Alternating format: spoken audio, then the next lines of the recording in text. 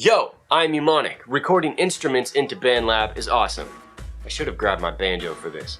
I'm going to show you how to do that so you can make more music. Ha! Look at that. I love banjo. It's one of my favorite instruments. And of course, you can record all kinds of instruments into BandLab. Just simply get a microphone and an appropriate audio interface to record into. You can even use a USB microphone, which are really easy because the audio interface is built in. Once you have that set up, simply create a voice mic track in BandLab. Yes, I know, it says voice mic, but it's just an audio track with an input. In this case, our microphone. If you need some help getting your audio interface and microphone set up in BandLab, I did another video on that.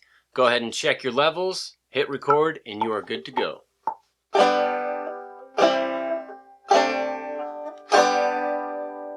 Of course, once it's done recording, you can process that with effects and mix it as desired. Now, speaking of effects, we're going to move on to the dedicated track types in BandLab specifically for guitar and bass. Every time you create a track in BandLab, you have some options. Now, it's worth noting in this video because BandLab has dedicated track types for both guitar and bass.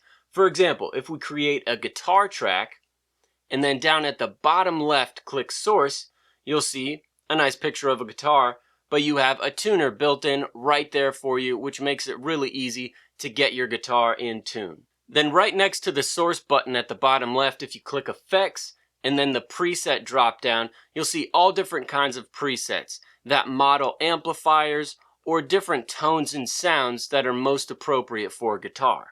Now all of this applies to when you create a bass track as well. You'll have presets that get you the sound and tone that's most desired when recording bass, and of course you can tweak all of those effects because they're customizable both in the web version and the BandLab mobile app. So you can go ahead and record any type of instrument you have with BandLab. There it is. Hit that like button if this video helped you. Comment down below with any questions you have. Subscribe for more BandLab tutorials and some music making fun that is going to happen. Now, it's your turn. Go make more music.